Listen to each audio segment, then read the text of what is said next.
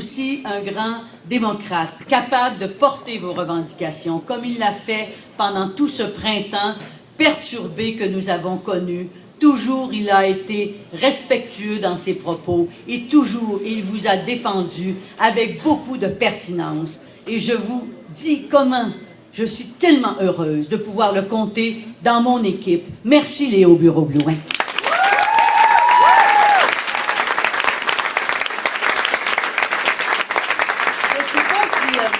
Pierre Duchesne, tu voudrais bien te joindre à nous sur la scène quand même, parce que Pierre est un de nos candidats dans Bordua.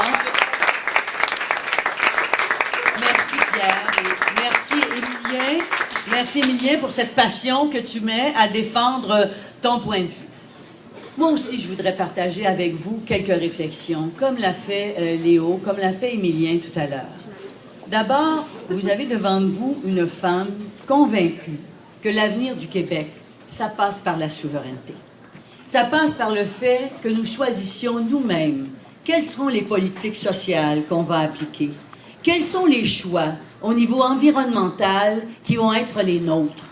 Si le Québec était aujourd'hui un État souverain, nous aurions signé le protocole de Kyoto et on ne se ferait pas tirer vers le bas par le gouvernement de M. Harper, qui a plutôt choisi de défendre les sables bitumineux de l'Alberta.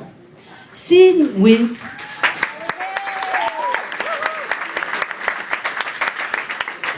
étions souverains, nous pourrions décider d'appliquer les politiques linguistiques sans entrave de la part du gouvernement fédéral. On pourrait appliquer la loi 101 à toutes les entreprises, qu'elles soient de type fédéral ou qu'elles soient celles que nous connaissons aujourd'hui. Si nous étions indépendants et souverains, nous pourrions décider de ce qui s'investit dans nos universités en matière de chaires de recherche. Alors qu'aujourd'hui, c'est le gouvernement de M. Harper qui décide là où il investit.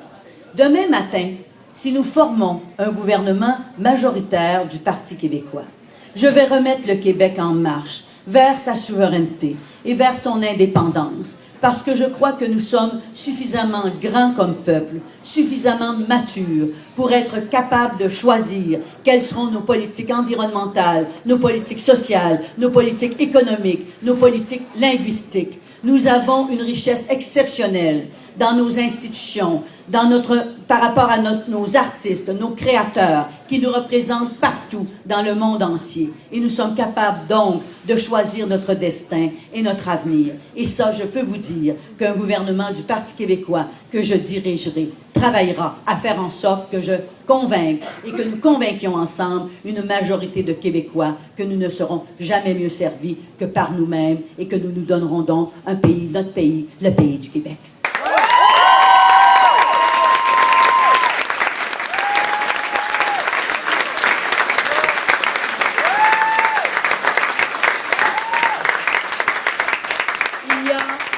Notre campagne électorale se développe sous 4 thèmes. Un gouvernement honnête et intègre, un gouvernement qui s'affirme, qui permet aux Québécois de s'enrichir et qui permet aux Québécois de s'entraider. Un gouvernement honnête et intègre qui va changer les lois sur le financement des partis politiques. Nous allons éloigner l'influence de l'argent de l'action politique. Ce sera du financement public et les dons seront limités à 100 $. Nous ne nous ferons plus manipuler par un premier ministre qui peut décider de la date des élections et qui a misé sur le fait qu'il y aurait des problèmes et qu'il y aurait du grabuge parce qu'il voulait pouvoir appliquer la loi et l'ordre. Il s'est trompé, M. Charest. Vous lui avez fait une démonstration exceptionnelle, mais jamais plus nous ne permettrons à une seule personne de choisir la date de l'élection. Dans un gouvernement du Parti québécois, ce sera des élections à date fixe.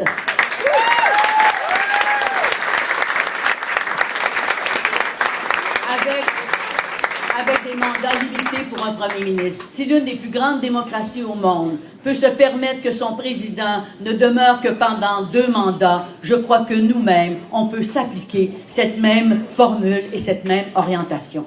Un gouvernement intègre, honnête, un gouvernement qui permettra aux Québécois de s'affirmer.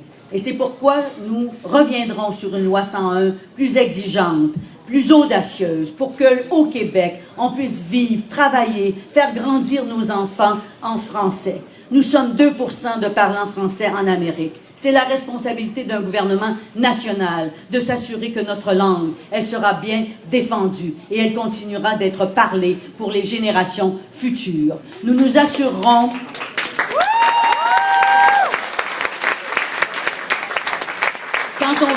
il y a une vieille maxime qui dit, quand on veut savoir où on va, il faut savoir d'où on vient. Et moi, je crois que notre histoire nationale doit être enseignée de la petite enfance jusque dans nos chaires de recherche, dans nos universités, dans nos cégeps, dans nos écoles secondaires. J'en fais un engagement formel. Notre histoire nationale reviendra dans le cursus.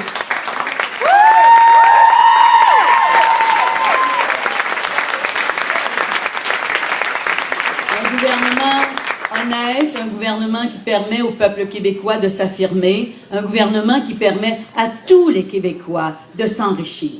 Nous ne croyons pas que l'exploitation actuelle de nos ressources naturelles rapporte suffisamment à tous les Québécois et à toutes les Québécoises. Nous pensons que ce ne sont pas que les minières qui doivent aller tirer profit de l'exploitation de nos ressources qui, malheureusement, sont des ressources épuisables, de telle sorte que nous serons plus exigeants à l'égard des redevances payées par les sociétés minières. Nous rehausserons donc leur contribution, et cette contribution, elle nous servira à réduire le fardeau de la dette que, malheureusement, nous avons accumulé et que vous devrez, pour la suite des choses, assumer. Mon gouvernement fera en sorte que nous allons chercher plus de richesses par l'exploitation de nos ressources. Nous allons nous assurer aussi qu'on les développera dans une perspective de respect de l'environnement, dans une perspective de développement durable. Nous mettrons d'ailleurs l'accent, pour ce qui est de la question de s'enrichir, nous mettrons l'accent sur une politique audacieuse qui s'appelle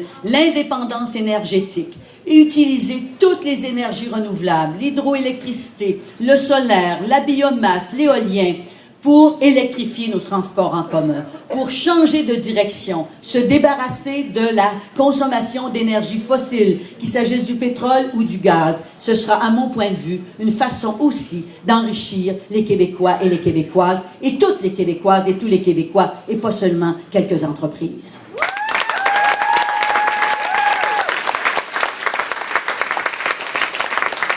Un gouvernement honnête qui permet au peuple québécois de s'affirmer, qui permet aux citoyens et citoyennes du Québec de s'enrichir, mais un peuple capable de s'entraider aussi. Et parmi les politiques que nous proposons, il y en a quelques-unes qui concernent la famille. Et je veux vous en dire un mot, parce que je suis très contente de ça. Il y a une politique fiscale actuellement qui est profondément injuste. Quand une famille, une personne gagne 25, 30, 40 000, 60 000 $, elle doit payer la même taxe que quelqu'un qui gagne 1 million de $. La taxe santé, on l'éliminera. Ce sera ceux et celles qui gagnent de plus hauts revenus, à partir de 130 000 $ qui la paieront. Mais toutes les familles de la classe moyenne auront dans leur poche 400 $ de plus. Nous pensons que c'est important de soulager la classe moyenne de ce poids. Et un projet qui me tient personnellement très à cœur, parce que c'est quelque chose que j'ai engagé en 1997. Je crois que les enfants du Québec doivent avoir accès, peu importe où ils vivent, dans un quartier à Montréal, à Longueuil, sur la Côte-Nord, doivent avoir accès à une place dans nos services de garde. Ce sera un enfant, une place pour toutes les familles du Québec sous mon gouvernement.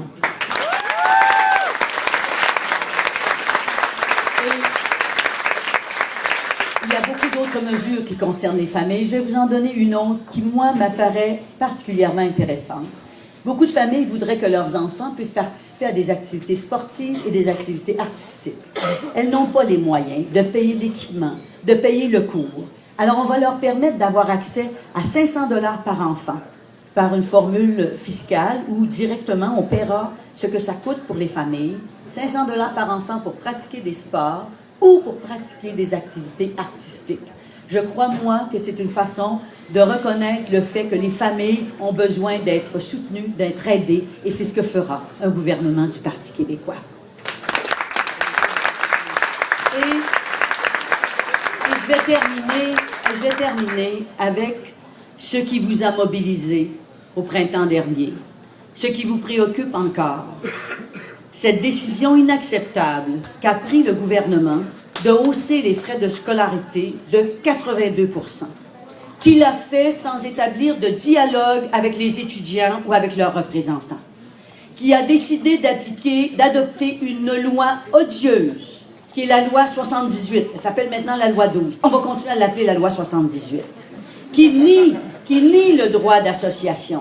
C'est tellement vrai que la Commission des droits et libertés de la personne a émis un avis défavorable sur la loi et par rapport à la loi 78. Mais je veux revenir sur la façon dont agit le gouvernement de M. Charest. M. Charest a provoqué la crise, il a mis de l'huile sur le feu et il n'a jamais pris aucun moyen pour la résoudre.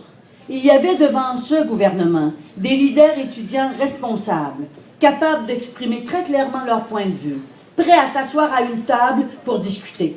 Il les a rencontrés une demi-heure. Vous le savez.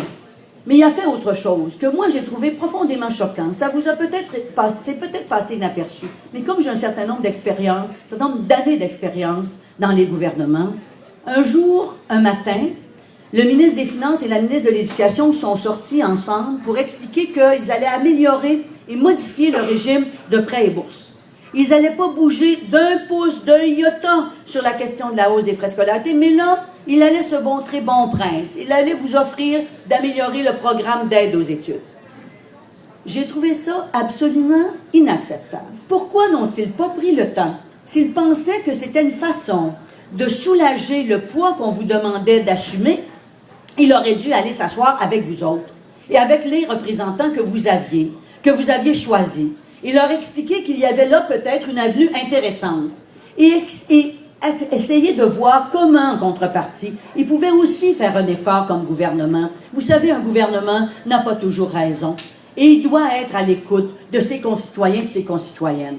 Jamais, jamais ils n'ont fait ça. Ils sont restés retranchés dans leur position. Et le programme d'aide financière aux études qu'ils ont proposé de bonifier, c'est intéressant, mais vous savez très bien ce que ça a comme effet pervers. Comme on monte les frais de scolarité, on oblige les jeunes à s'endetter davantage. Il me semble que la carte de crédit qu'on va vous laisser est assez lourde sans qu'on vous demande en plus de vous endetter davantage. Un gouvernement du Parti québécois va annuler la hausse des frais de scolarité, va annuler la loi 78 et va tenir un sommet sur le financement, sur l'orientation et sur ce que nous souhaitons comme priorité pour nos universités.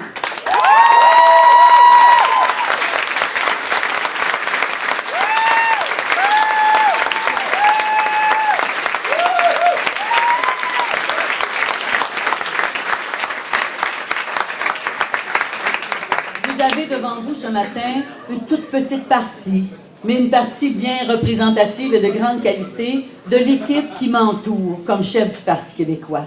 Je peux vous dire que je suis extrêmement fière d'avoir réuni autour de moi cette équipe de grande qualité qui représente toutes les générations. L'exemple est tellement bon aujourd'hui.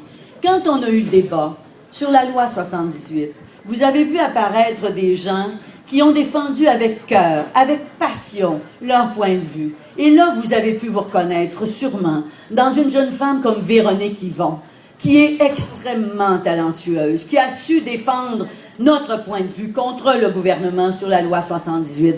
Vous avez vu apparaître Alexandre Cloutier, qui est député d'Alma, qui est un jeune homme absolument rigoureux, qui a point par point démoli la loi 78. Vous avez vu un des jeunes députés qui est dans mon équipe, qui est dans le comté de Terrebonne, qui est actuellement candidat, qui est Mathieu Traversy, qui a discuté, échangé avec Léo, avec les autres représentants de la classe étudiante. Alors, ce que je veux vous dire, c'est que vous pourrez compter sur nous, au Parti québécois, mais pour que nous formions la majorité, pour que nous formions le prochain gouvernement du Parti québécois, avec tous les enjeux dont je viens de vous parler, parce que je crois que c'est important de vous dire ce que nous voulons faire sur notre langue, sur notre culture, sur nos programmes sociaux et sur la politique en éducation, qui est plus large que tout ce dont je viens de vous parler. Si nous voulons faire ça, si nous voulons abolir la loi 78 immédiatement lorsque nous arrivons au pouvoir, nous devons être majoritaires. Il n'y a pas d'autre choix. Et je vais terminer en vous disant, en vous rappelant ce qu'a dit Léo Bureau-Blouin, vous avez une responsabilité. Je crois que vous avez la capacité d'influencer la suite des choses. Et la suite des choses, elle ne m'appartient pas à moi. Elle m'appartient à court terme, dans les prochains 4 ans. Mais c'est à vous qu'elle appartient à la suite des choses. C'est vous qui êtes notre relève. C'est vous qui, demain matin, allez adopter des politiques sur l'éducation, allez adopter des politiques en matière d'environnement. C'est vous qui allez décider de ce qui va arriver du sort de notre planète. Alors, ce que je vous dis aujourd'hui, prenez votre avenir en main et allez voter le 4 septembre prochain. Faites la différence de telle sorte que vous puissiez vous retrouver dans le gouvernement que vous aurez choisi. Merci.